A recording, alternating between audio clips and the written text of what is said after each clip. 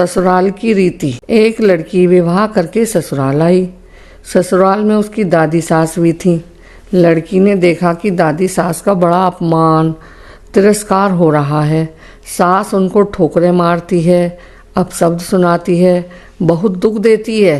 यह देखकर उस लड़की को बुरा लगा और दया भी आई। उसने विचार किया कि अगर मैं अपनी सास से कहूँ कि आप अपनी सास का तिरस्कार मत करो तो वे कहेंगी कि कल की छोकरी आकर मेरे को उपदेश देती है, गुरु बनती है। अतः उसने अपनी सास से कुछ नहीं कहा। उसने एक उपाय सोचा। वह रोज अपनी कामकाज निपटाकर दादी सास के पास जाकर बैठ जाती और उनके पैर दबाती। जब वह वहां ज्यादा बैठने लगी तो सास को यह सुहाया नहीं। एक दिन सास ने उससे पूछा, बहू वहां क्यों जा बैठती है? लड़की बोली, मेरे माता पिता ने कहा था कि जवान लड़कों के साथ तो कभी बैठना ही नहीं, जवान लड़कियों के साथ भी कभी मत बैठना। जो घर में बड़े बूढ़े हों उनके पास बैठना, उनसे शिक्षा लेना। घर में सबसे बूढ़ी दादी माँ ही हैं, इसलिए मैं उनके पास ही बैठती हूँ। माता पिता ने यह भी कहा था कि हमारे घर के रीति रिवाज नहीं चलेंगे, वहाँ तो तेरी ससुराल के रिवाज ही चलेंगे। बड़े बूढ़ों से वहाँ के रीति रिवाज सीखकर वैसा ही व्यवहार करना। माँ जी, मुझे यहाँ के रिवाज सीखने हैं। दादी माँ सबसे बुजुर्ग हैं, इसलिए मैं उनसे पूछती हूँ कि मेरी सासू जी आपकी सेवा कैसे करती हैं, ताकि मैं भी वैसी ही करूँ। सास ने पूछा, बुढ़िया क्या कहती है? बहू बोली, दादी जी कहती हैं कि वह मुझे ठोकर नहीं मारे, गाली नहीं दे, बस इतना ही करे तो अपनी सेवा मान लूं।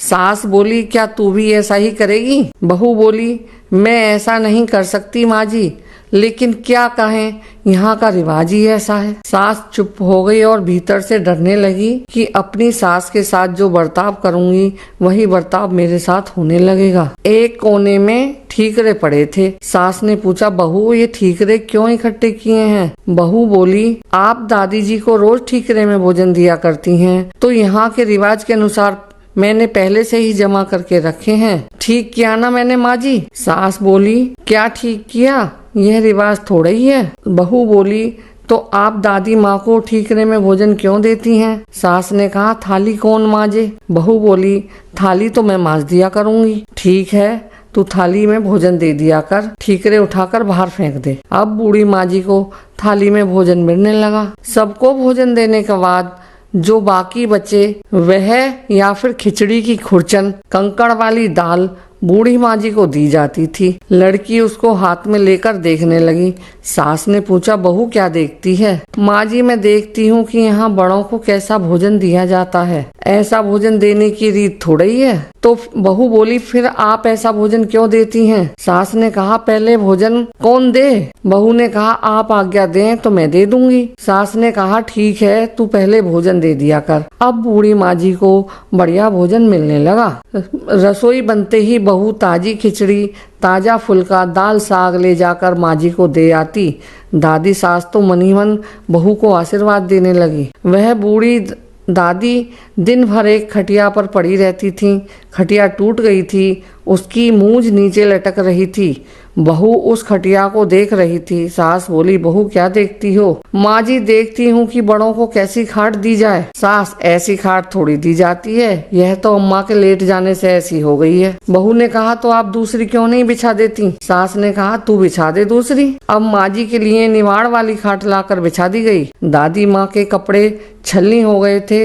एक दिन कपड़े धोते समय में लड़की दादी माँ के कपड़े घूर कर देखने लगी। सास ने पूछा, बहू क्या देखती हो? माँ जी, देखती हूँ कि यहाँ बूढ़ों को कैसे कपड़े दिए जाते हैं। सास, फिर वही बात, ऐसा कपड़ा थोड़े ही दिया जाता है, वह तो पुराना होने पर ऐसा ही हो जाता है। बहू बोली, तो फिर क्या यही कपड़े रहने दें? सास ने कहा, तू बदल दे।